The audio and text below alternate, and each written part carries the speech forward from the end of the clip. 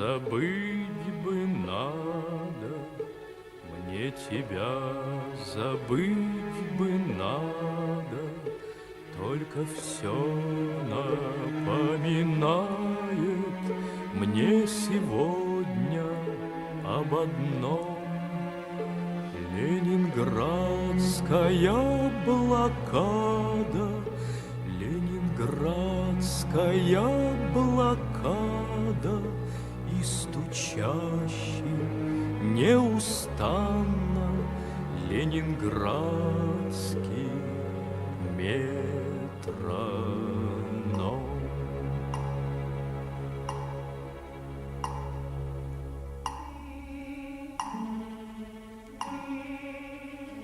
Здесь нас бомбами глушили, здесь нас голодом душили, только мы с тобой, мой город, были все-таки сильней. Нет, мы их не позабыли, нет, мы их не позабыли. 900 ночей блокадных, 900 блокадных дней.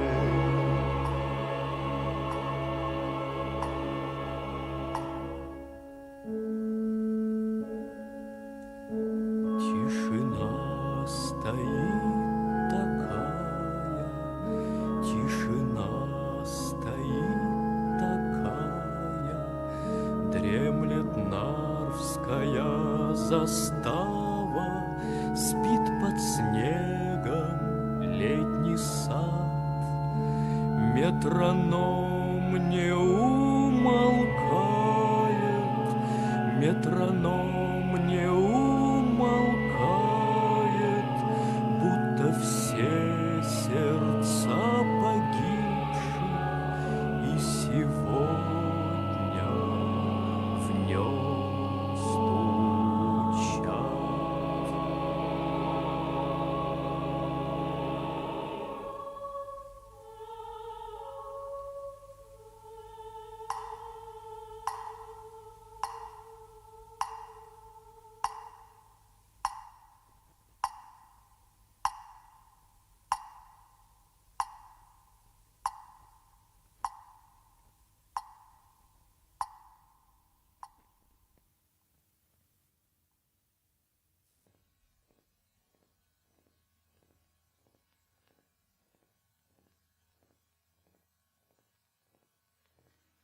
То, что со второй недели сентября 1941 года стали называть блокадным кольцом Ленинграда, не было кольцом в собственном смысле этого слова.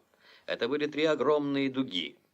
Одна из них тянулась от северного берега Финского залива до западного побережья Ладожского озера, другая от юго-западного берега Финского залива на северо-восток до Петергофа, и третья, самая длинная дуга, начиналась на южной окраине Ленинграда в районе больницы Фореля, упиралась в юго-западный берег Ладожского озера и продолжалась на противоположном юго-восточном берегу озера. И единственный водный коридор, связывающий Ленинград со всей страной, шел по южной части Ладожского озера.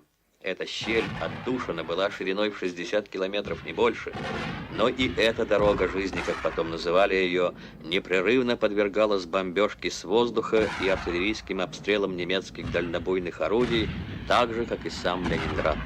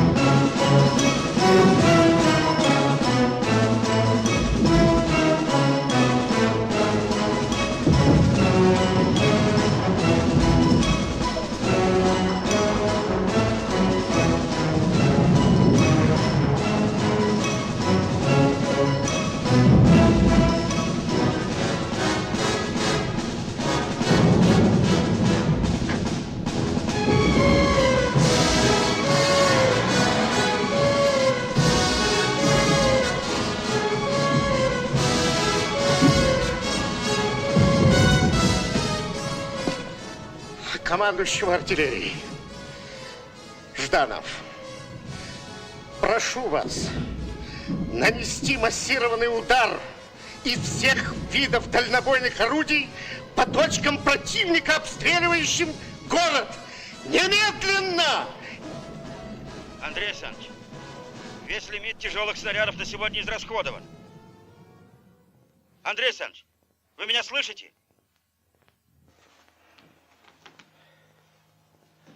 Ну, как вам? Хорошо, спасибо.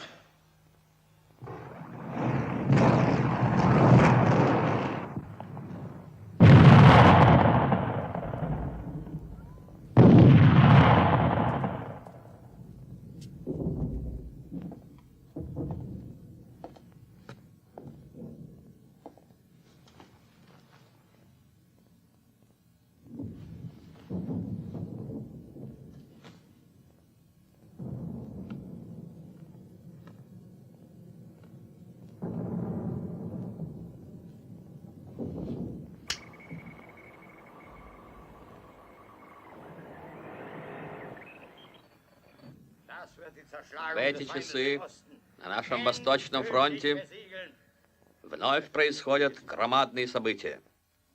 С начала войны я не говорил вам об этом. Я говорю вам об этом только сегодня, потому что сегодня я могу совершенно определенно сказать: противник разгромлен и больше никогда не поднимется. Участь Москвы решена.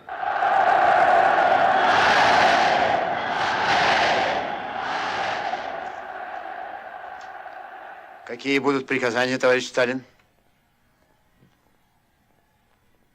Поезжайте сейчас же в штаб Западного фронта, тщательно разберитесь в реальном положении дел и позвоните мне оттуда в любое время дня и ночи.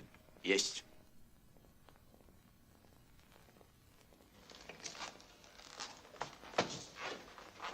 Что? Вам несколько раз звонил Ревас Баканидзе. Кто такой? Утверждает, что давно знаком с вами, просит принять.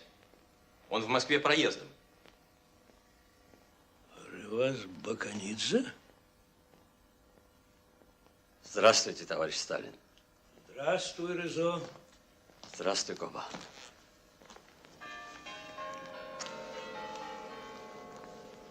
Мы давно не виделись. Очень давно. Да, лет 15. Может быть, поужинаем?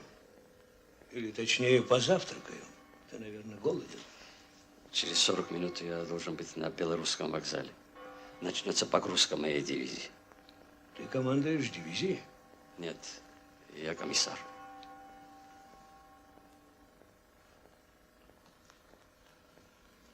Сядем.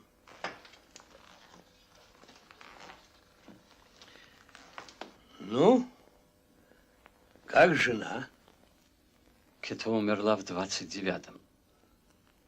Да, мы давно не виделись. А сын? Ведь у тебя был сын. Он погиб. Его призвали в первый день войны. Под Ленинградом он был убит. Я помню его совсем мальчиком. Ну, а твои? Как Яков? Якова нет. Наверное, тоже погиб. Не торопись. Тебе доставят вовремя. Скажи, комиссар, что думают твои бойцы? Ты сам. О том, что происходит. Мы верим тебе, Коба. Тебе, партии. И все же я хочу спросить. Немцы ведь приближаются к Москве? Да. И очень крупными силами. А под Ленинградом? Они в 4 километрах от Кировского завода. Если мы в ближайшее время не прорвем блокаду, в городе начнется голод. А на юге? Рвутся к Донбассу. У тебя есть еще ко мне вопросы? Да, вопрос есть. В другой обстановке я бы, наверное, долго колебался, прежде чем задать его. Но если я уйду теперь, не спросив, то буду клясть себя за трусость. Ответь мне, как все это могло произойти? И я хотел просто спросить тебя по-человечески, как друг друга, как коммунист коммуниста. У тебя есть папироса?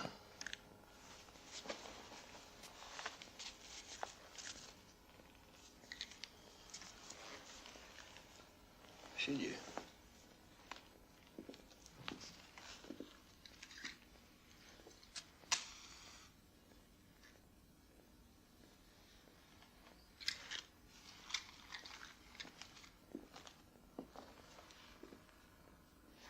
Ты знаешь, какая сила обрушилась на нас? Теперь я тебе могу сказать все. По данным разведки, против нас сражается не менее 190 вышкаленных, имеющих опыт войны в Европе, немецких дивизий. У них на вооружении 5000 самолетов, около 4000 танков. А у нас? Меньше. Гораздо меньше. Но почему? Почему?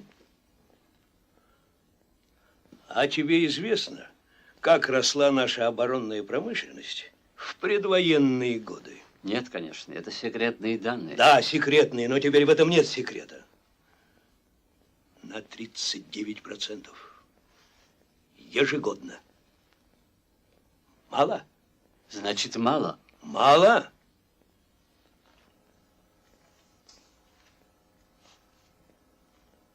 Более 2500 новых самолетов было изготовлено только за половину нынешнего года. Это, по-твоему, мало? По сравнению с чем? С Германией, на которой работает вся Европа? Отвечай, комиссар. Отвечай, теперь я хочу слышать твой ответ. Значит, сама история обрекла нас. Нет, история за нас, а не против нас. Ни одно государство в мире не выдержало бы удара такой силы, который обрушился на Советский Союз. А мы выдержали. Я понимаю.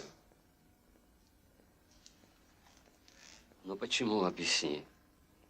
Почему война, к которой мы все время готовились, обрушилась неожиданно, как лавина? И мы уже понесли такие потери. Нападающий всегда имеет преимущество внезапности.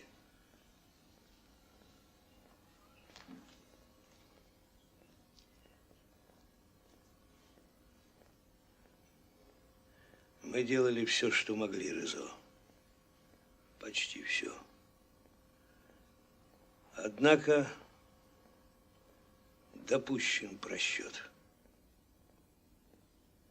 Так много было данных, что Гитлер нападет на нас не теперь, а несколько позже, через год или полтора. Было трудно предположить, что Гитлер решится вступить в войну сразу на два фронта. Но факт есть факт. Мы ошиблись в расчете. Но прежде чем сказать об этом народу, надо разбить врага. И у нас есть силы для этого. Есть. Ты надеешься на резервы, Коба? Моя дивизия формировалась на Урале. Я видел... Не только. Немцы не смогут выдержать такого напряжения длительное время. Наши бойцы дерутся храбро, очень храбро. Но в этой войне многое зависит не только от количества людей. Это война машин. Нам нужно вооружение. Много вооружения.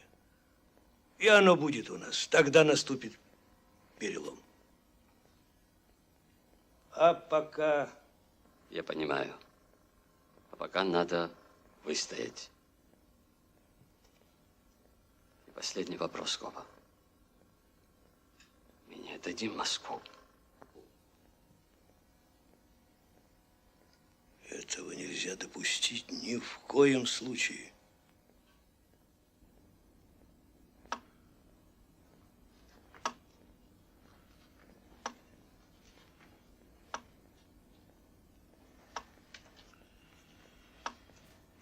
В Ленинграде на сегодняшний день около 3 миллионов человек. Но эвакуация, Андрей Александрович, как вы знаете, велась довольно интенсивно. Мы успели отправить вглубь страны 282 эвакопоезда и вывести 636 303 человека. Мало. Непростительно мало. Но ленинградцы сопротивлялись эвакуации, не хотели покидать родной город. А потом много эвакуированных из Прибалтики. Сейчас не время для самооправдания. Товарищ Кузнецов, как на Ладоге? Непрерывные штормы, не говоря уже об обстрелах, бомбежках. Вчера немцы опять потопили 2 баржи с мукой. Сколько же у нас в наличии продовольствия? По существующим нормам выдачи городу хватит на 2 недели, максимум на 3. И хлеб выпекается с примесью отрубей, соевой муки и кормовых жмыхов. Если деблокада города затянется еще на какое-то время, положение может стать угрожающим. Мы должны установить еще более жесткий контроль за расходованием каждого килограмма. Нет, каждого грамма продовольствия. И сурово карать по всей строгости военного времени спекулянтов и мародеров. Нам надо выиграть время.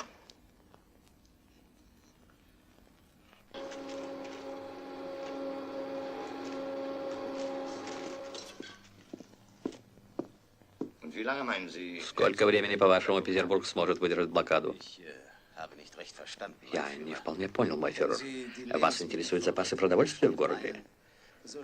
Я полагаю, что их может хватить на несколько дней, может быть, недель. Я думаю, что в условиях полной блокады никакой блокады не существует. Если вы предполагаете снабжение Петербурга по воздуху или по водному пути, вот именно. Ее нет, этой блокады. Нет. Это фикция. Я держу огромную армию под Петербургом, а большевики спокойно шлют свои транспорты с продовольствием по Ладожскому озеру. Водный путь не вечен, мой фюрер, и как только наступит зима... Что? Зима? Да вы что, намерены ждать зиму? Только негодяй, предатель, изменник может полагать, что я намерен тянуть восточную кампанию до зимы. Но, мой фюрер, сейчас, когда вы забрали у меня часть войск для московского направления, я не могу, не в силах штурмовать Петербург. Мы усилим бомбежку Ладожского озера. Чепуха, полумеры. Смотрите. Вы кинете своих бездельников, которые окопались в земле и даром жрут мой хлеб, сюда, на Волхов, на Тихвин и на Малую Вишеру. Это будет неожиданностью для русских. Далее вы соедините с армией Маннергейма восточнее Ладожского озера, на Свири. Хватит финнам отсиживаться в лесах и выжидать. Петербург окажется стиснутым двойным кольцом, намертво. И тогда у вас будет главная цель – воссоединение с группой армий «Центр», которая движется на Москву. Вам ясно? Я должен обдумать все это. Никаких отсрочек. Это решено мной. И запомните, наступление назначено на 16 октября. 16-го, не днем позже. Операция «Ставкой» планируется вот здесь, в районе Невской Дубровки и со стороны Волховского фронта. Начало наступления намечено на 20 октября. Задача заключается в том, чтобы окружить и уничтожить Шлиссельбургско-Синяевскую группировку противника. Сколько, товарищ Федюнинский, по вашим данным, дивизий врага сковано под Ленинградом? Более 50. У Ставки такие же предположения. Можем мы надеяться на подкрепление Ставки, товарищ Воронов? Подкреплений не будет, Алексей Александрович. Положение под Москвой очень напряженное. Все резервы идут туда. Придется снимать войска с других участков вашего фронта, чтобы создать в районе Невской Дубровки тройное превосходство над противником. На левом берегу Невы, в районе Невской Дубровки, был небольшой плацдарм, захваченный нашими войсками в сентябре 1941 года. Здесь происходило накапливание сил для предстоящего наступления. Посмотри, комиссар.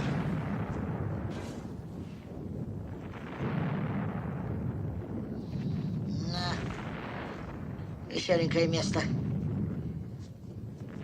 Комиссар дивизии вызывал, интересовался, хорошо ли бойцы накормлены. Полагаю, если прибавку к пайку дали, на серьезное дело идем. Говорит, и под Москвой худо. Зачем это он тебе докладывал? Чтоб настроение бойцам перед боем поднять? Надо полагать, для воспитательной работы с тобой. Ты других воспитывай. Ну, раз других, значит и тебя. Ты командир.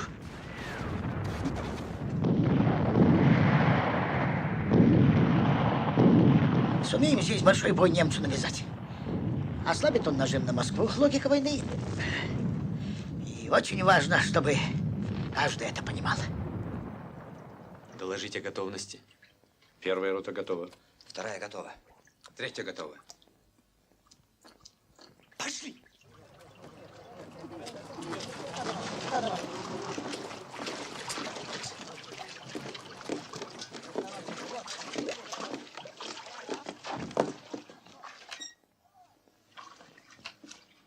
Тишина-то какая.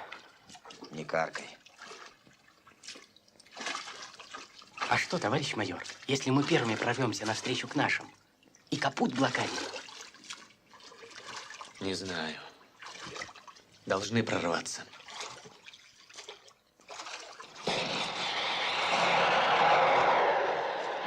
Вот оно.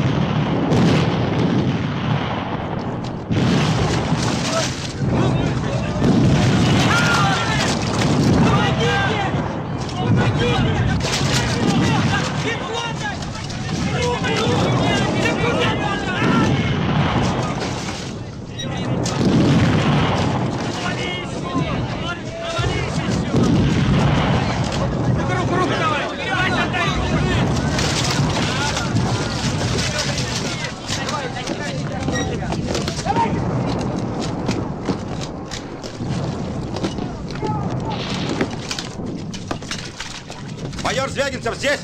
Здесь. Капитан-лейтенант Сухарев. Потери большие? Не знаю, не считал. Ну ничего, сосчитаешь потом. Приступить к погрузке раненых! Моих? До твоих очередь потом дойдет. Буду грузить тех, кто со вчерашнего дня здесь лежит. Твоих лодок дожидается. Вот такой у нас здесь конвейер. Вот так-то, майор. Тебе какую задачу поставил? Взять Арбузова и на соединение с 54-й. Задача знакомая. Вчера утром Арбузово было нашим, днем опять стало немецким. Комиссар! Командир рот, ко мне! Где расположить батальон? А вот здесь и располагай. Прямо на берегу. Других квартир у нас нет.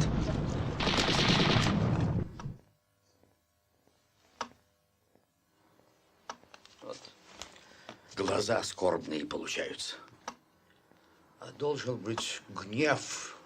Гнев. Вспоминаю, кулаки сами сжимаются. Вот возьму уголек и... Ну, не то, понимаете, не то. Чего тут не понять? С голодухи не только руки, а и ноги двигаться перестанут. Давайте вашу карточку. Себе буду брать и вам хлеб возьму. Варвара Семеновна, благодарю вас. Я как-нибудь сам. Неудобно как-то, знаете, вас беспокоить. Давайте. Нечего вам в очереди маяться. Работайте.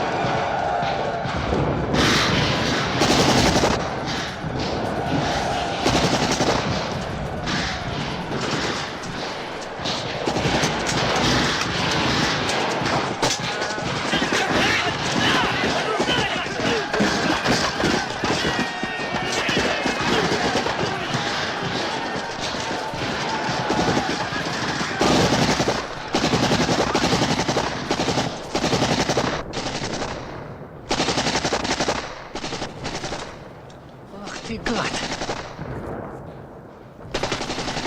Куда ты? Пятый! Пятый! Дай, друг, огоньку по пулеметному дзоту! 100 метров левее горящего дома! Как нет снарядов?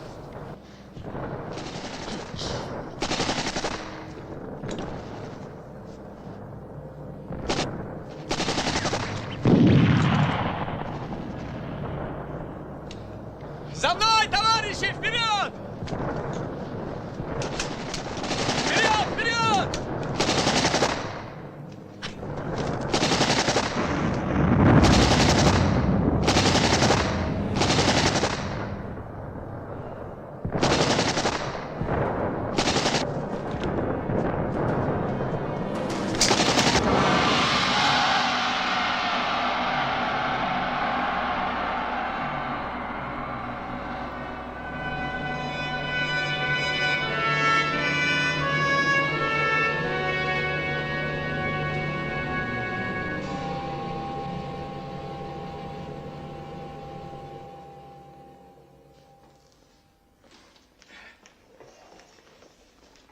Едем на Балтийский завод к судостроителям.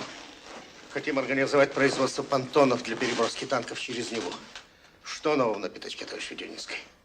За последние часы удалось на полкилометра потеснить врага. В направлении 8-й ГРЭС и деревни Арбузово. Тем самым расширили плацдарм для предстоящего наступления. Разрешите? Телеграмма от командующего 54-й армии. Читайте.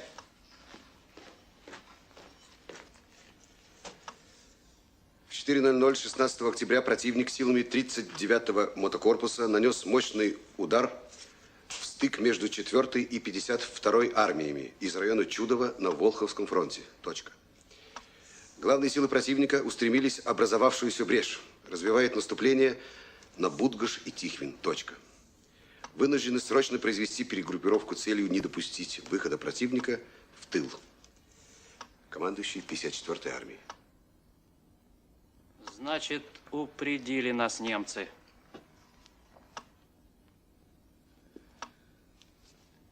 А может, к немцам просочилась информация о наших намерениях, и они ударили раньше?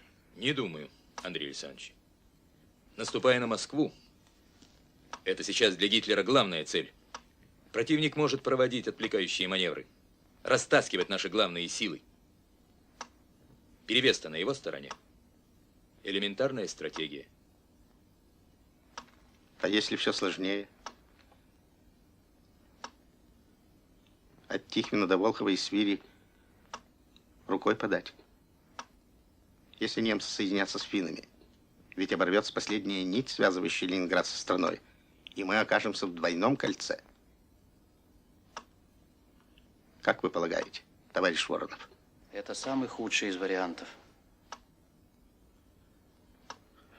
Тем более мы обязаны предусмотреть его. Сколько раз обжигались на том, что недооценивали врага.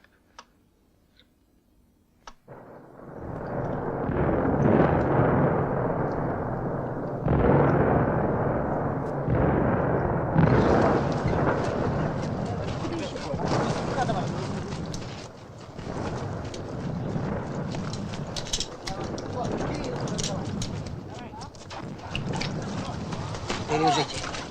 Куда еще ранен? Он контужен. Арбузова взяли? Да нет, там без танков ничего не сделано. Поднимает.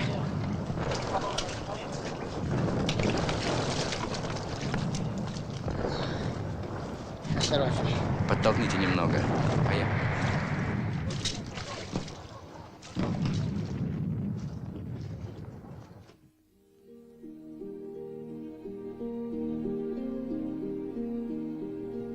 Ну что, не болит больше? Легче стало. Только все в каком-то тумане.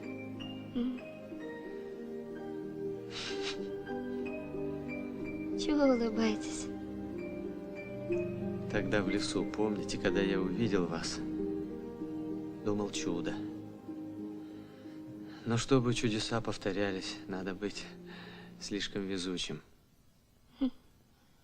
Ну какое ж тут везение. Раненый второй раз. А вы помните тот первомайский вечер? Накануне войны.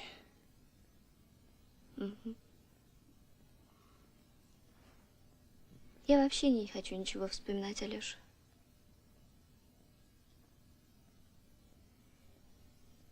Иногда у меня возникает желание совсем потерять память. Есть такая болезнь. Амнезия. Это когда человек ничего не помнит.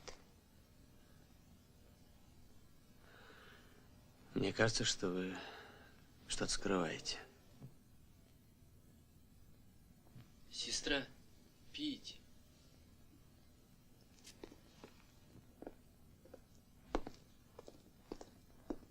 Ставки непонятной медлительность действий вашего фронта. Товарищ Сталин приказал передать, что вы, видимо, не отдаете себе отчета в исключительной опасности, складывающейся к юго-востоку от Ленинграда.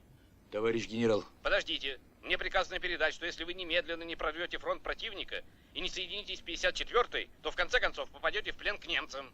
Что происходит у вас, Иван Иванович? Почему медлите? Александр Михайлович, мы прочно удерживаем плацдарм на левом берегу, но не в силах расширить его. Нам не хватает плавсредств для переброски артиллерии и танков. Наша пехота находится в отчаянном положении, под непрерывным огнем противника с земли и с воздуха. Нам не хватает... Не надо перечислять, чего вам не хватает. Неужели вы не понимаете, что Ставка не в состоянии сейчас помочь вам ни войсками, ни техникой? На юге мы вынуждены эвакуировать войска из Одессы. В Москве введено осадное положение. В Москве? Да-да, в Москве со вчерашнего дня. Постараемся сделать все от нас зависящее.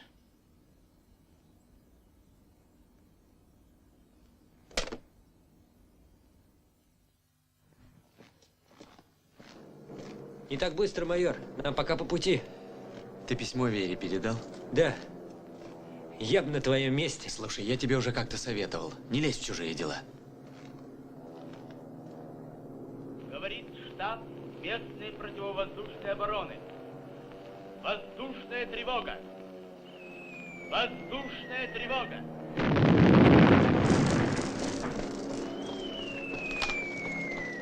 А вы, товарищи военные, особого приглашения ждете? Быстрее всем вниз!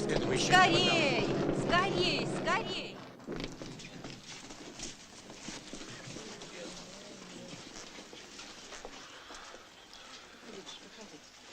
Садитесь вот здесь, подвигайтесь туда, пожалуйста. Садитесь, Садитесь здесь. здесь. Кто знает, когда отбой будет. Садитесь. Что с фронта-то слыхать? Идут бои. Ну это-то мы и сами знаем. Каждый день о новых направлениях читаем. Говорят, и правительство из Москвы укатило. Правительство и Сталин в Москве.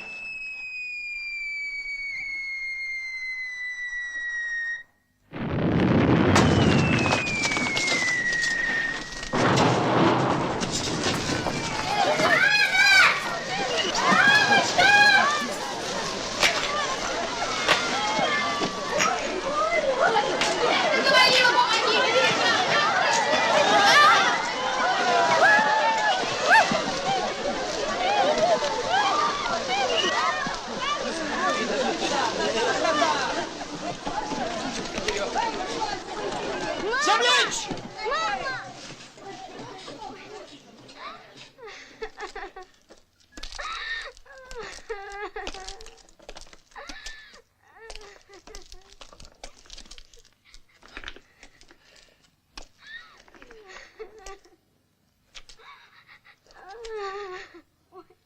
Найди гвоздь.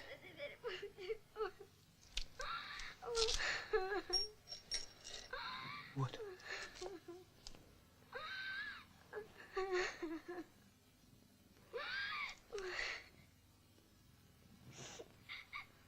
А если не выдержит, упадет? Перестань болтать. Поставь лампу и уходи. Вы сами. Я делаю то, что положено. Работайте.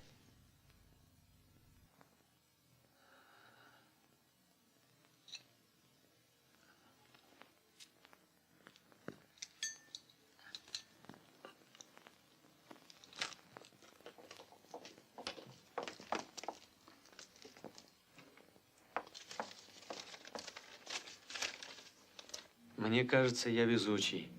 Но не стоит испытывать судьбу в третий раз. Может, нам не суждено больше встретиться, поэтому знаете. Я люблю вас, Вера. Может быть, это мое первое письмо к вам будет и последним. Желаю вам счастья, Алексей.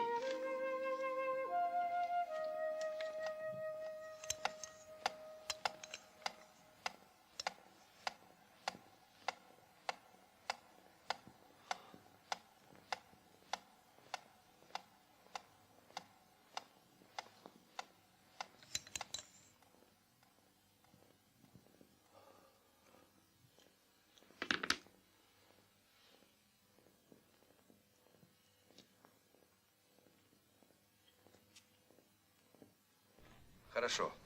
Хорошо, я подумаю. Да, войдите. Впрочем, кажется, у меня появился подходящий товарищ.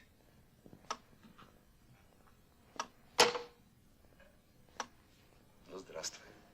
Проходи. Садись. Теперь в руку. Да, но не очень серьезно. Кости целы. А с другой что? Да так, неудачно в бомбоубежище сунулся. Это ты меня куда-то сватал? Тебя. Небось, опять на передовую проситься будешь? Буду. К Федюнинскому хочу определить. Сюда, в штаб? Я останусь. А генерал уже не здесь. Назначен командующим 54-й армией. Что, его разве сняли? Да нет. Генерал сам рапорт подал, но объяснил, что генерал Хозин обладает большим опытом командной и штабной работы, да и звание старше. Но мне сдается дело в другом. Понимает Федюнинский, что именно на Волховском направлении теперь будет решаться судьба Ленинграда. Захватят Тихвин немцы. Совсем нам худо будет. На настоящее дело рвется генерал. Соображаешь? Ну, а раз соображаешь, собирайся. Откуда? Госпиталь по соседству разбомбило. Вспыхнул пожар. Давай. Ходячие в окна выпрыгнули. Ну, а остальные...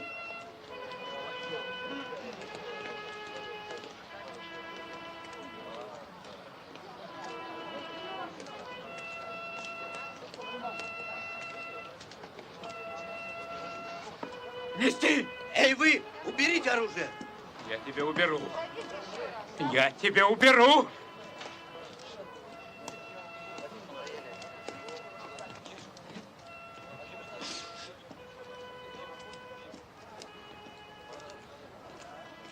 Кто это?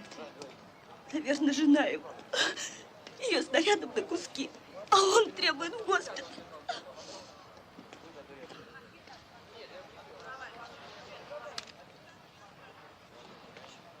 Слушай, Катя.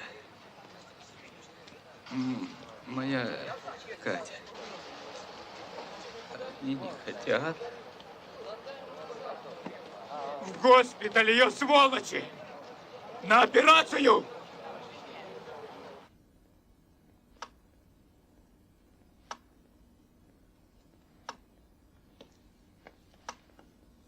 А Катя? Где Катя? Успокойтесь. Ей делают операцию. Вы же сами этого хотели. Да-да. Операция.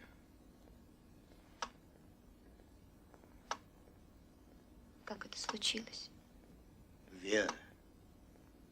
Мы с начала войны не встречались. А тут отпуск мне дали на 3 суток.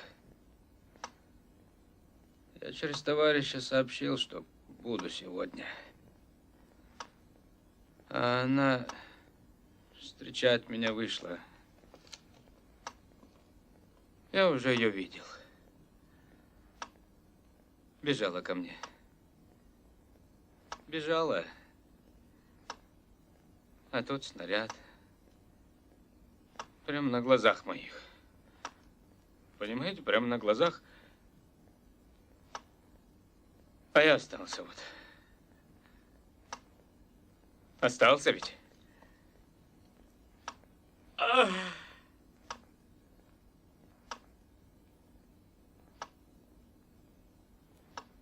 Уйдите. Все уйдите. Вера, пистолет его.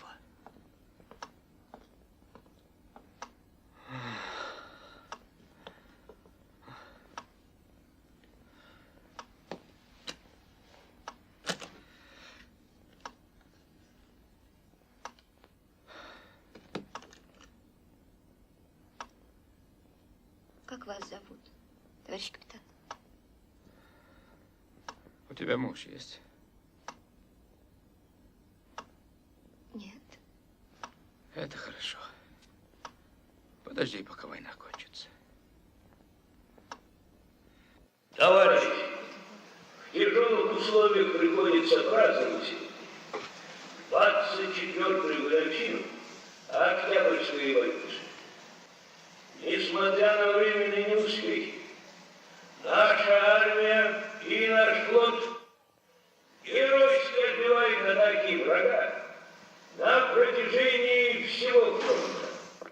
Дух великого Ленина, его победоносное знамя, вдохновляют нас теперь на Отечественную войну, так же, как 20 года назад.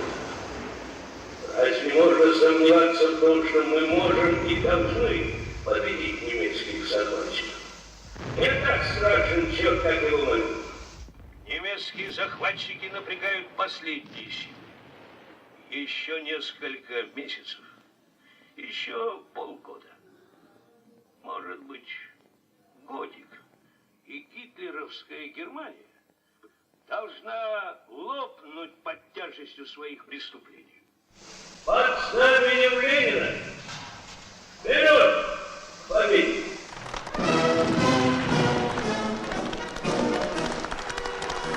Вот так, Маркелыч. Может быть, годик, а то уже нос повесит. Может, наоборот, Максим. Что? Плохи у нас дела. С последних сил держимся. Может, и парад придумали, чтобы дух поддержать. Да нет, Маркелыч, нет. Дадут им жару под Москвой, вот увидишь.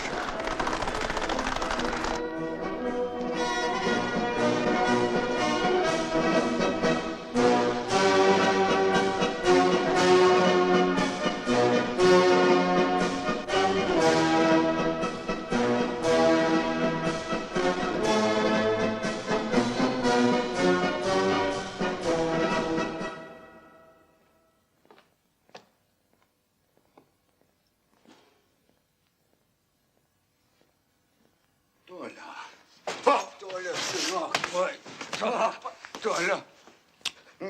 Здравствуй.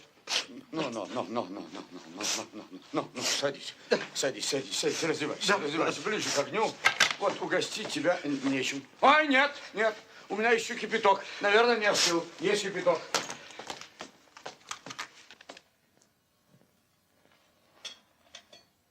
О, тут целых 2 чашки. Нам с тобой вполне хватит. Вот и прекрасно.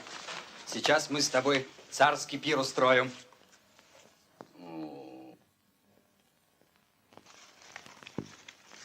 Сахар? Ребята поделились пайком, когда узнали, что в отпуск еду. Между прочим, командир нашего стройбата по специальности архитектор. Твои лекции слушал. Он мне и отпуск дал. Передай ему глубочайший поклон.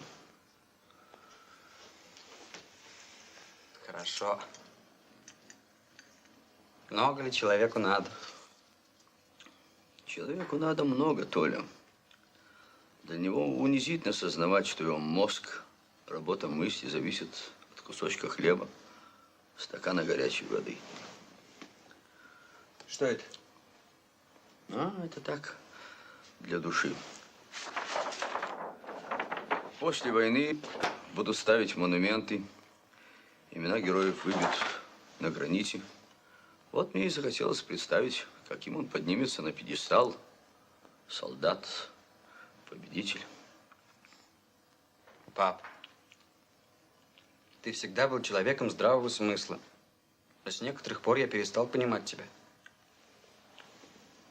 Ну зачем тебе понадобилось в твоем возрасте идти в ополчение? Почему ты не уехал в эвакуацию, к маме? Ну, объясни мне. С точки зрения здравого смысла, нет, не могу. Ну, какую ты здесь можешь принести пользу? Кому нужны твои триумфальные арки? Ты хоть сам-то задумывался об этом? Задумываюсь. Особенно, когда ем. Не понимаю. Съедая свой паёк, я думаю, что отнимаю его у других. Особенно у тех, кто действительно нужен Ленинграду. Какая нелепость. Я не в силах уехать отсюда. Это все равно, что предать. Они могут разрушить город, уничтожить его сокровища, оставить нас без тепла и света. Но им не дано истребить веру в душах людей. Нет, не дано. Прости, папа, но все это громкие слова. Ты прежде их сам ненавидел. Я же вижу, как тебе плохо. Мы все находимся на краю гибели. И ты, человек, ясным умом которого я восхищался, не можешь не понимать этого. Ложись, ты устал. Я думаю, я пытаюсь вспомнить, когда это в тебе появилось. Что? Твой эгоизм. Он ведь появился раньше того дня, когда ты ушел от немцев, оставив эту девушку, Веру. Опять ты упорно возвращаешь меня к тому, что решено самой войной. Она беспощадна к иллюзиям. Нет, сын. Есть люди, которые во имя святой идеи идут на эшафот. Есть.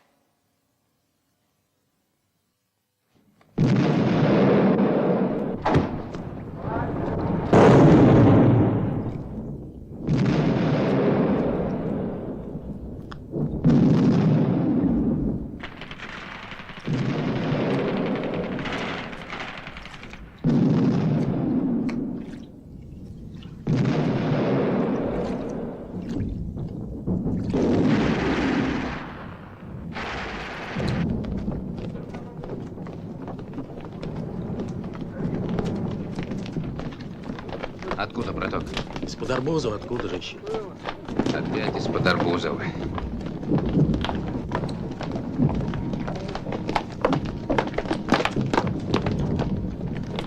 Давай!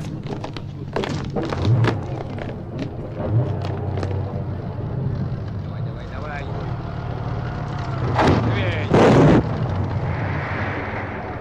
Вперед! Куда ты, мать твою? Вперед давай!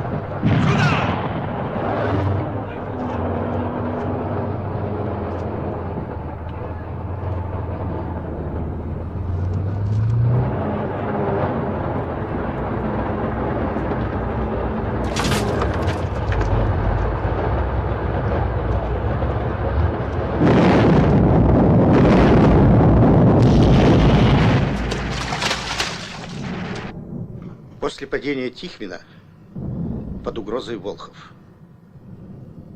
Если раньше мы ждали помощи извне блокадного кольца, то теперь приходится самим помогать Волховскому фронту. Я хочу от вас, товарищи, от армейских коммунистов, получить точный и ясный ответ. В состоянии мы справиться с такой задачей? Без обеспечения превосходства в танках и крупнокалиберной артиллерии нам оборону противника не сокрушить, товарищ член военного совета. Но если лед скоро окрепнет на Неве, у нас есть проект тяжелых переправ, которые мы можем устроить сразу в нескольких местах. Было бы что переправлять. Мы отдаем вам все, что производит Ленинград. Рабочие на заводах трудятся из последних сил. Но нельзя же, однако, требовать от них невозможного. А тех, кто на пятачке, можно. Так что же вы предлагаете? Отдать плацдарм немцам?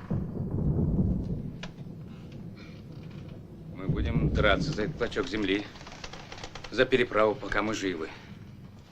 Но ведь здесь и умереть-то легче всего. Кому мы нужны мертвые-то? Который месяц мы топчемся у этого арбуза треклятого и несем огромные и неоправданные потери. Нет. Не зря пролилась кровь защитников Невского пятачка. Уже 3 вражеских дивизии перемолоты здесь в пух и прах. Есть сведения, что противник вынужден бросить сюда еще одну свежую дивизию. А как бы она понадобилась Гитлеру где-нибудь в другом месте? Под Волховом и под Москвой? А потери мы пока несем. И большие. И не только на фронте. Вы спросите у полковника Бычевского, зачем мы берем у него саперов. Они на Пискаревке братские могилы взрывчаткой отрывают. Только за вчерашний день в городе погибло от голода около 6000 человек.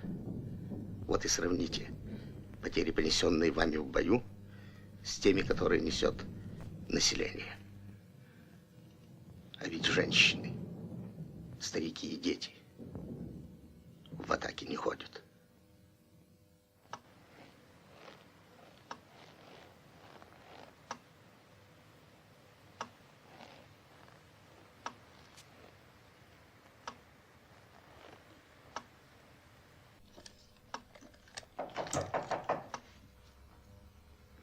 Ты, Верочка, не ждали мы тебя сегодня.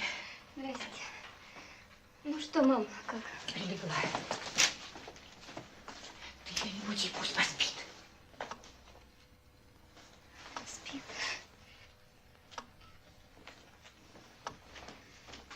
Вот я. Все, что удалось скопить за неделю. Зачем Ну, что вы, Верочка, Ксения от себя Ивановна, отрываешь? Как мама-то? Ну, как тебе сказать? На сердце перестала жаловаться. Ну, очень слаба. Да и ты, Верочка, сдала. Да, дежурство сегодня трудное было. Всю ночь раненых возили. Но мне зато днем повезло. Билет в филармонию выделили нашему отделению, но мы его разыграли, и мне достался. Вот я пришла. До концерта как же? Не пойдешь? Я лучше с мамой побуду. Иди, Веруша, иди. Неужели в госпитале не насиделась возле раненых? Иди, легче мне. Иди. А как вы ночью ведете огонь по городу? Хочешь поглядеть, как это делается? 1-е, 2-е, 3-е орудие, приготовиться. Внимание! Цель номер 13, заряжай. А что значат эти цифры? Мое изобретение, Дановец. За каждым номером цель, по которой ведем огонь. Номер 21 – орудийный завод. Номер 9 – Эрмитаж и главный музей. Номер 192 – дворец юных большевиков. Номер 70 – больница и так далее и тому подобное.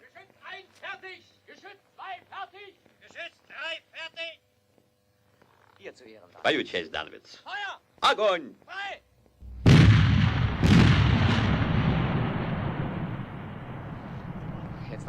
А теперь в бункер, быстро.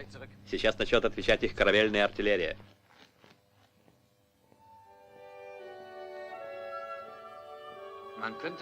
Можно подумать, что ты собираешься здесь пробыть всю жизнь. Люблю комфорт. А что, у тебя есть сведения о близком окончании войны?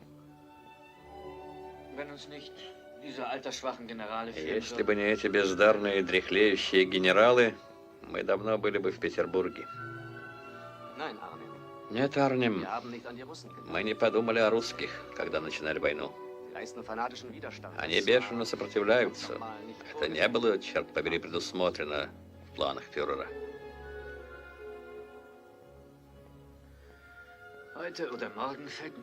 Со дня на день пойдет Москва. И другие пожнут плоды победы, пока мы тут отсиживаемся под землей, как крысы. А ты уверен, что под Москвой наши не застрянут, как мы застряли здесь?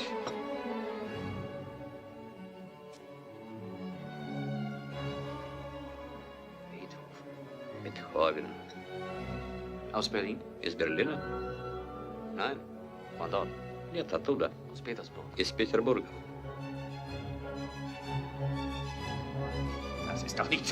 Это какое-то сумасшествие.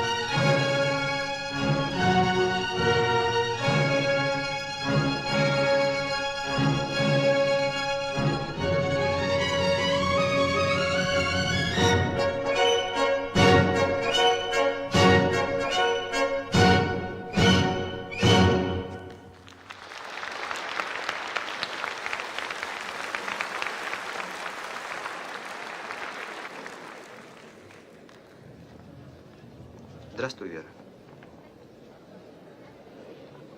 Я был у тебя дома, и соседка сказала, что ты здесь. Что с тобой? Как странно. Что? Странно, что я вижу тебя сейчас. Я только что думала о тебе. О том, что случилось тогда. Тогда с нами. О Кравцове. Его убили, ты знаешь? Да. Его застрелил Жогин на моих глазах. Но не надо об этом. Я рад, что встретил тебя.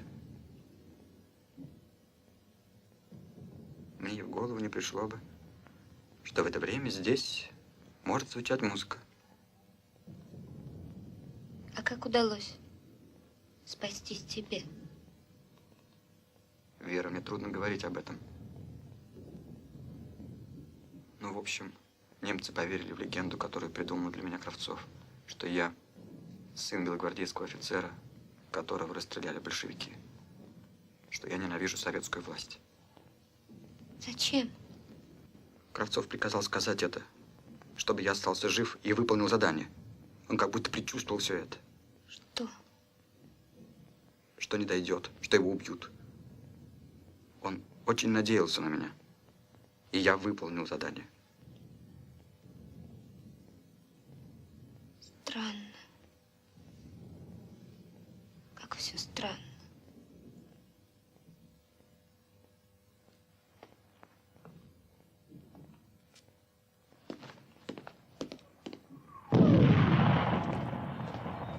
Переждем.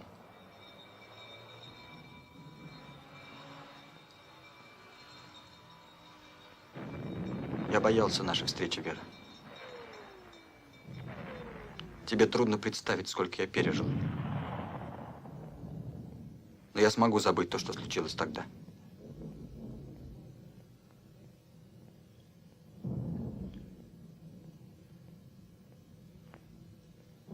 А я не смогу.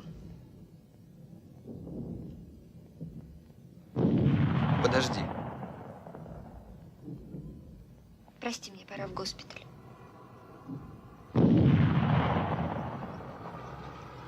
Ты такая же, как мой дорогой папаша. Вам бы радоваться, что остались живы, что не погибли в этом кошмаре. Да, я остался жив, но никто не имеет права меня упрекать за это.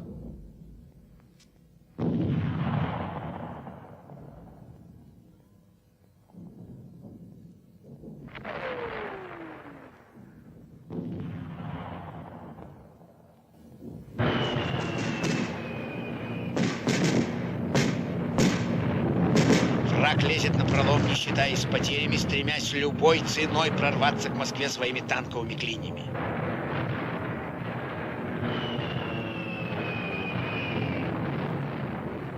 Георгий Константинович, вы уверены, что мы удержим Москву? Я спрашиваю об этом с болью в душе. Говорите честно, как коммунист. Москву, безусловно, удержим.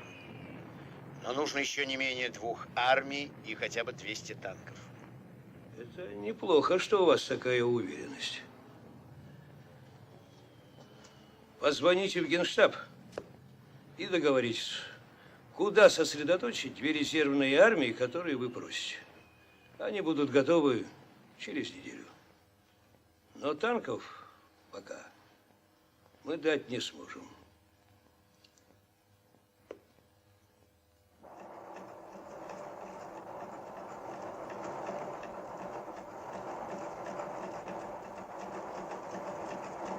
Имеем в наличии около 200 минометов разного калибра.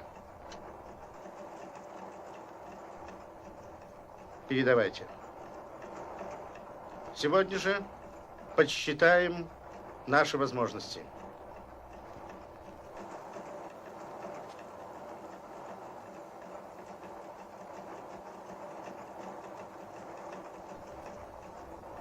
Передайте еще. Мы просим Ставку, чтобы самолеты, которые вылетают к нам, были загружены дополнительным продовольствием. Мы понимаем, что своей просьбой обременяем вас. Но нам очень трудно. Жданов.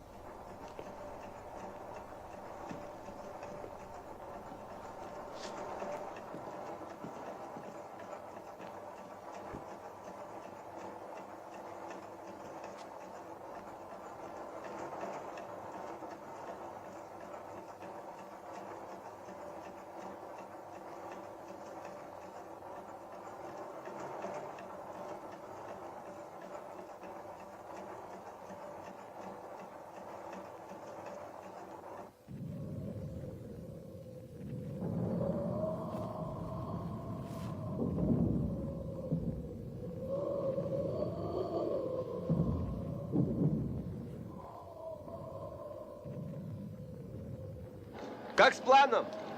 Трудновато. Сами видите, какие кадры. Но стараются вовсю. Познакомьтесь, Василий Васильевич, 1,5 нормы дает за смену. Значит, ты и есть Василий Васильевич? Я. Ну, здравствуй. Василий Васильевич. Эй, Максимыч!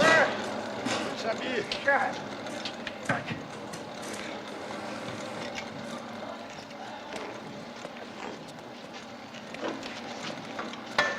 Одному не под силу. Где тебе, аристократ? В мороз с галстуком не расстаешься. Че? Тебе бы штиблет еще лакированный.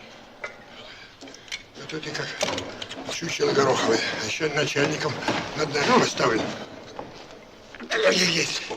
Есть. Здравствуйте, товарищ. Здорово, Алексей. Здорово.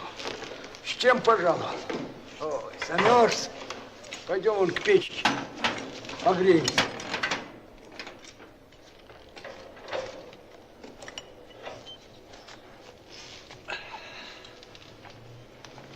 Ну, что новенького? Хотим обратиться к кировцам с просьбой увеличить объем выпускаемых орудий на 25-30%. Для обороны Москвы мобилизуются новые армии, а вооружения не хватает. Сам знаешь, на пределе. Я еще не все сказал. С завтрашнего дня мы вынуждены снова уменьшить нормы снабжения продовольствием.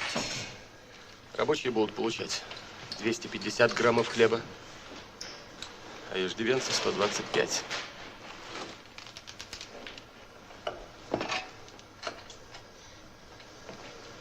Это же смерть. Алексей Александрович. Надо выдержать, надо выстоять. Надо разъяснить людям, что это временно. Как только замерзнет Ладога, снабжение улучшится. Помрут люди. Мы не можем этого допустить. Помрут. Ведь здесь, на Кировском, цвет рабочего класса, костяк партийной организации. Слушай, секретарь, тут митинговать нечего. Сам знаешь, коммунисты Кировского пока сердце бьется, будут работать и других поддерживать. Как прожить на таком пайке, скажи? Надо больных на учет взять. Молодежь, комсомольцев направить по домам к тем, кто уже не смог выйти на работу. Для тех, кто в особо тяжелом состоянии, на производстве стационары организуем. Будем подкармливать их понемногу. Неделю, полторы. Ну, как ты на это смотришь? Действовать надо.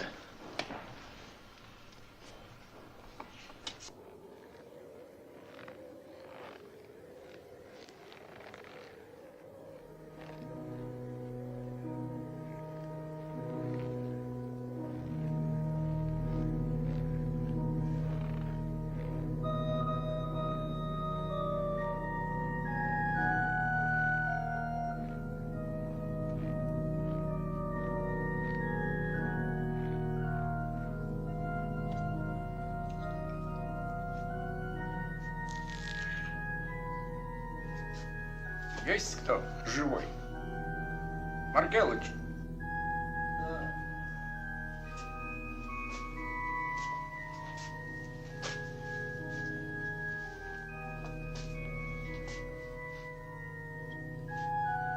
Ты что ли, Иван Максимович? Нет, не я. Это Дух Святой вместо меня. Как же так получается, Маркелыч? Старый питерский рабочий, вдруг прогульщик. Оголодал я, Максимыч. Оголодал. Оголодал. Потерял я карточки. Или украли их в очередь. Карточку? Да.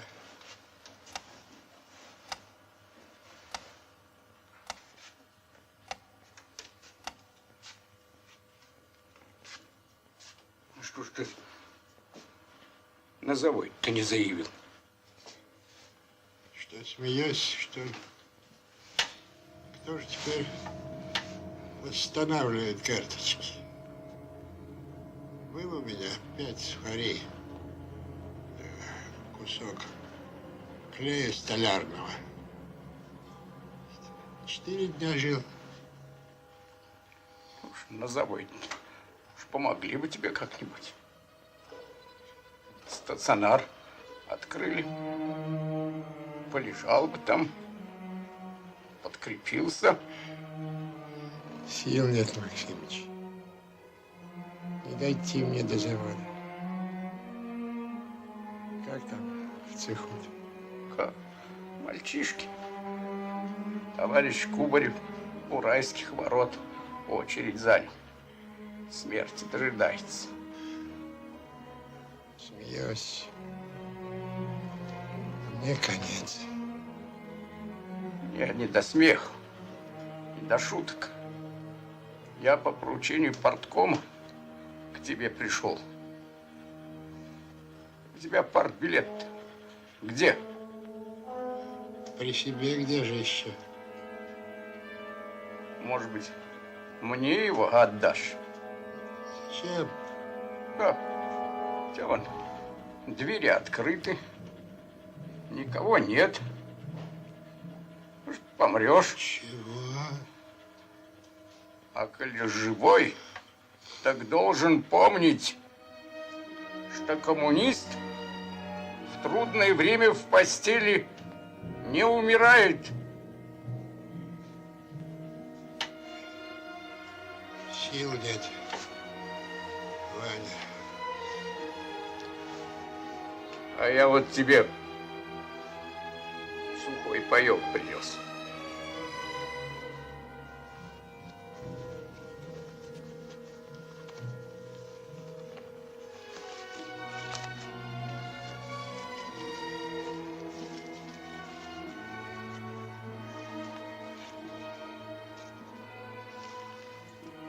А. Это ты что? Мне от себя отрываешь? Ну, я не благодетель. Это тебе партком прислал. На, бери, не стесняйся. Грызи. А я вот пойду жену проведаю.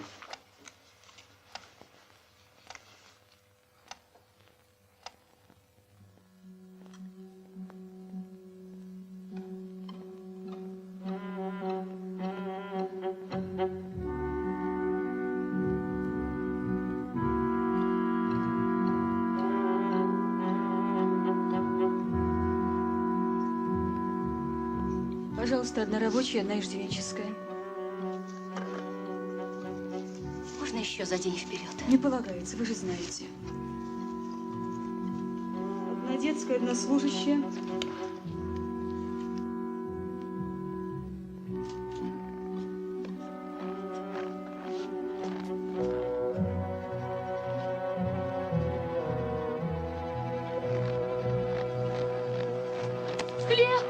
Глеб, да что же ты, Господи? Стой! Не уйдешь все равно. Ой, ах, подлец ты такой. Встань! Встань! Ты что же это? Подлец ты такой. Это все равно, что у матери родной украл. А? Нет у меня матери. И братишки тоже. Отец? Давно похоронка была.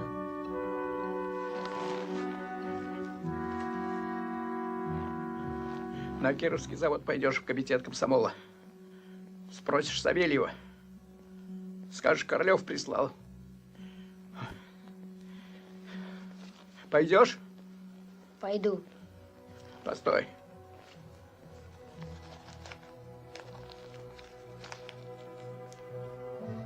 На. Ешь. Ступай. Спасибо.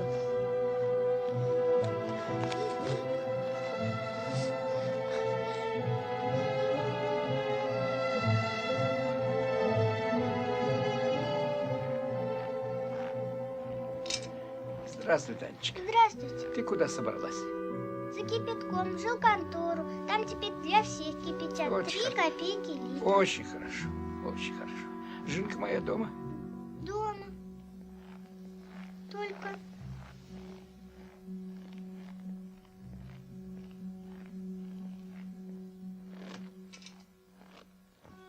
Анюта!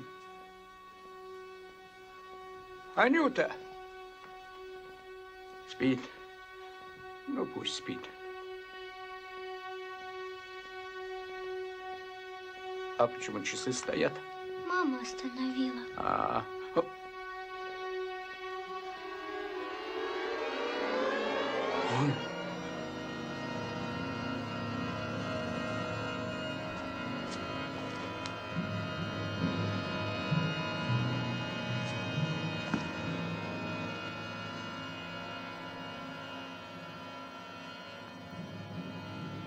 Аннушка, милый, что ж ты так?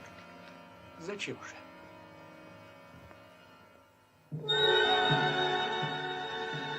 Ленинградцы, дети мои, ленинградцы, гордость моя, к вам в стальную ломится дверь, словно вечность проголодав, обезумевший от потерь, многоглавый жадный удав.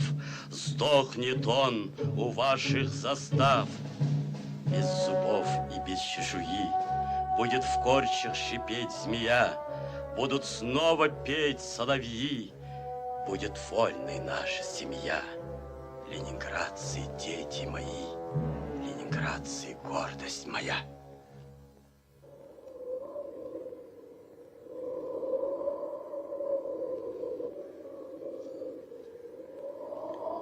Лед не выдерживает веса даже пустой машины. Вон провалилась. До сих пор вытащить не можем. Нужно не меньше недели. Трудно даже представить. Здесь 1000 тонн муки, крупы, сахара, а там... Еще страшнее, если пойдет Волхов. Тут и Ладожская трасса не поможет. Придется все уничтожать своими руками, чтобы немцам не попало. Оборону держим из последних сил, товарищ командующий. Отбиваем 6-ю атаку немецких автоматчиков. Пока держимся. Но немцы пытаются нас обойти. Слушай, Замировский, ты понимаешь, что зависит сейчас от твоих действий? Волхов за тобой. Я требую, я приказываю тебе держаться во что бы то ни стало. Бой идет вблизи моего командного пункта, товарищ командующий. Зачем ты мне это говоришь? Продолжай драться, полковник. Не сумел удержать противника на должном расстоянии, дерись на своем КП. Замировский! Замировский! Разрешите мне, товарищ командующий, отправиться в дивизию и продублировать приказ. Поезжай. Бери машину и поезжай. Передай приказ держаться до последнего, иначе загубим Волхов. И немцы прорвутся к Ладоге. Поезжай. Я на тебя надеюсь.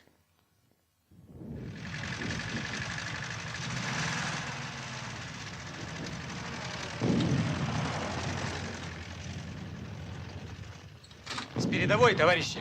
Откуда же еще? Где идет бой? Кто его знает, везде. Отвечайте точнее. Вот сами доберетесь, товарищ майор, увидите.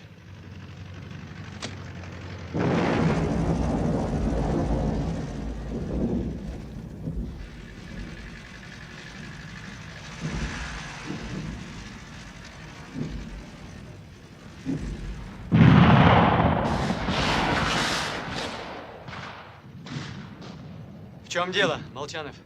Дальше некуда. Впереди бой, а мы с вами не на танке. А ты трусоват, брат. Смерти в лапы не спешу.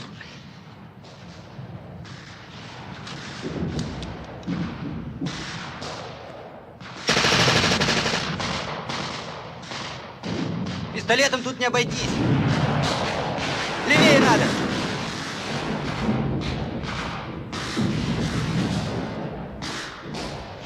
Фиалка, я ромашка.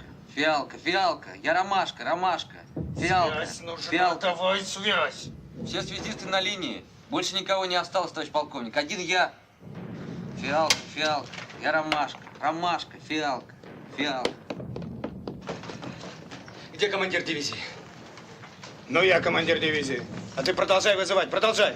Товарищ полковник, майор Звягинцев из штаба армии. Фиалка, фиалка, я ромашка. Бойцы с тобой есть? Никак нет, только водитель. Командующий просил передать ни в коем случае не отходить, у него прервана с вами связь. Да знаю. У меня у самого с полками связи нет. Что передать? Где идет бой? А ты что, не видел? Вот где ты стоишь, там идет бой. У меня весь штаб в бою. Писари, кошевары, парикмахеры, все в бою. Товарищ полковник, докладывает старший сержант Холопов. Старший лейтенант Сизов просил передать. Комбата убило, комиссар ранен. Не ори. Оглох, что ли? Есть маленько. Контузило. Ну, говори спокойно. Какой батальон? 3-й, товарищ полковник. 3-й.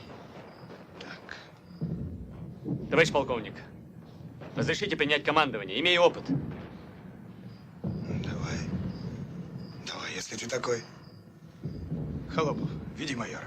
Есть! Идемте, товарищ майор.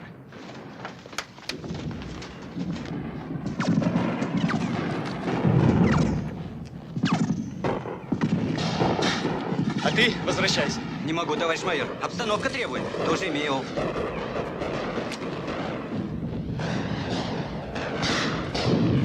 Стой! Стой! Один!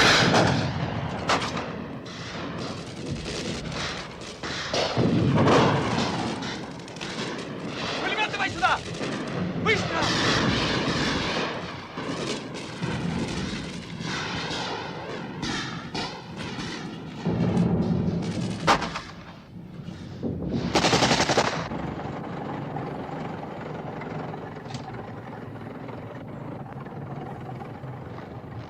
Товарищ генерал, колонна к выходу готова. Как отъедете, прикажите водителям дверцы держать открытыми. И строго соблюдать установленную дистанцию. Есть. Ну, капитан, в добрый путь. Спасибо. Разрешите приступить к движению, товарищ генерал? Разрешаю. Есть.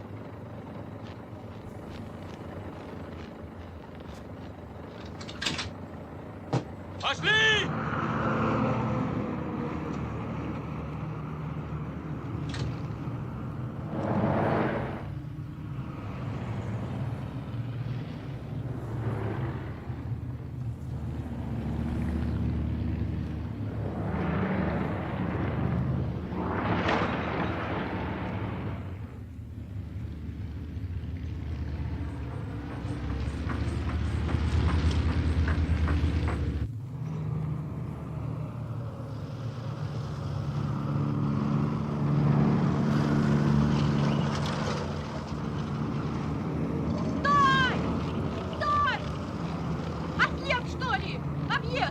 Не лучше. Чего под колеса лезет? Сворачивай!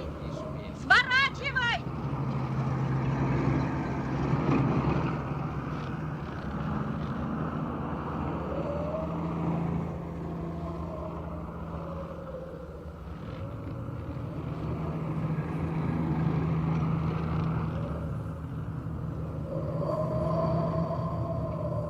Держи ровнее руль, как на эстакаде в гараже. Вы б вышли, товарищ капитан. Дверцу открой. Давай вперед.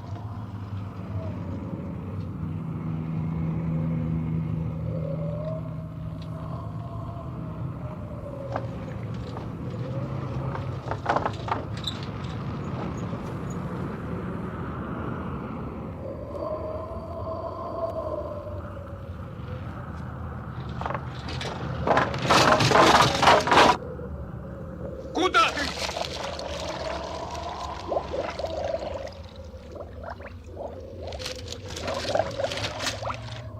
Хлеб. Я же хлеб сгубил.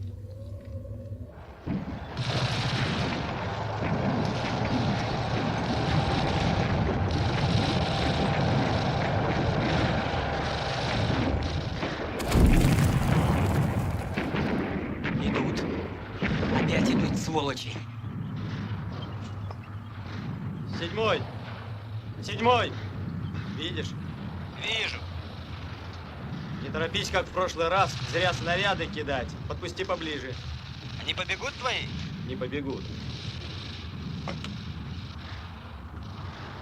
Спокойнее, ребята. Спокойнее, спокойнее, ребята. Подпустите ближе. Стрелять по сигналу. Зеленая ракета! Передайте дальше. Стрелять по сигналу. Зеленая ракета!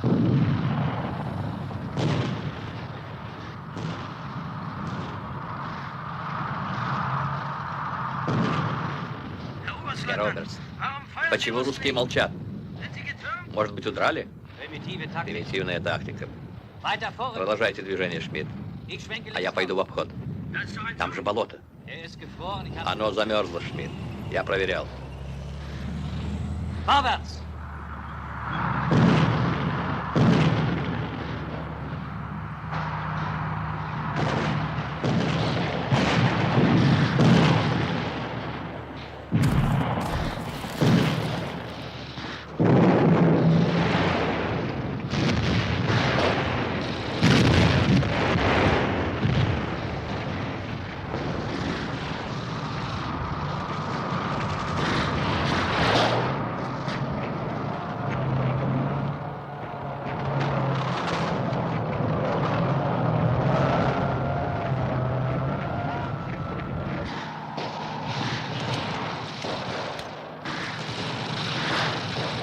Керимов!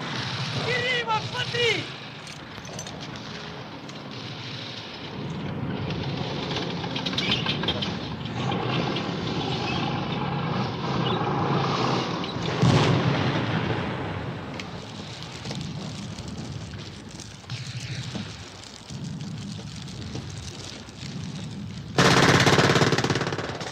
Где майор?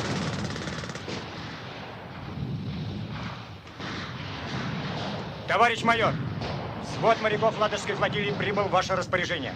Командир взвода, старшина первой статьи, Рослый. Это хорошо. Голову-то прими, Рослый. Да чего я заговоренный? Вот что. Пулеметы давай на фланге. Холопов, Соломатин, покажите позиции. Есть. Автоматчиков оставишь здесь. Есть. Давайте, ребята, действуйте, действуйте. Надо занять позицию. Пулеметчики за мной. Быстрей.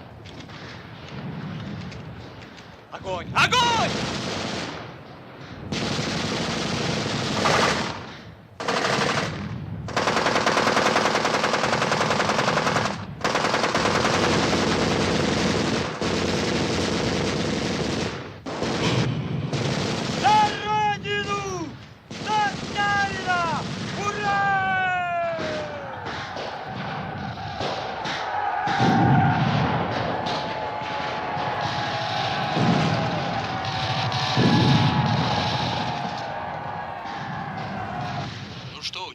Отбросили противника. На целый километр отбросили. Спасибо за моряков и пулеметы. Ладно, понял. Если каждые 2 часа будешь отбрасывать противника на километр, то, надеюсь, к вечеру твой КП будет на должном удалении от переднего края. Так точно, товарищ командующий. Погоди, я майора посылал. Добрался он до тебя? Добрался. Боевой майор. Какого черта он там болтается? Сюда не едет. Он командование батальоном на себя принял, товарищ командующий. Что? Кто разрешил? Я разрешил, Иван Иванович. Обстановка требовала. Прикажи ему немедленно возвращаться. Что-то плохо слышно. Не могу. Товарищ командующий, он бой ведет. Дерни там у аппарата провод. Пошуруй что-нибудь. Опять связь барахлит, товарищ командующий. А майора вы оставьте мне, а? Мы с ним еще дальше немца погоним. Я его командиром полка сделаю. Замировский! Замировский!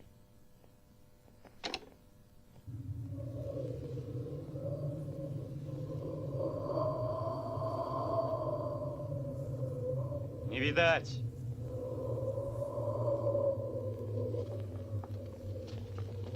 40 километров, да еще в пургу. Задача нелегкая. А может быть, я двинусь со своим полком, не дожидаясь их? Если грузовикам с хлебом не пробиться, куда уж вам с вашими пушками? Товарищ капитан первого ранга, вас командант 54-й вызывает. Чироков слушает. Спасибо тебе за моряков и корабельные пулеметы. Здорово они нам помогли. Отстояли мы Волхов и ГЭС Ленинскую отстояли. Так что не жалей, капитан. Да я не жалею. Здесь товарищ Кузнецов. Поздравьте его от меня. Он поздравляет вас. Благодарствую. Потери у нас большие. Как с пополнением? Пополнение уже в пути. Не открыли еще трассу? Пока нет. Ну, счастливо. Благодарю. Едут! Едут, едут, огни видел!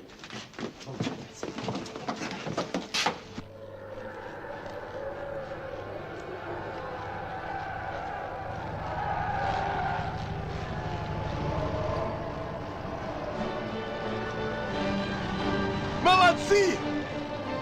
Поздравляю!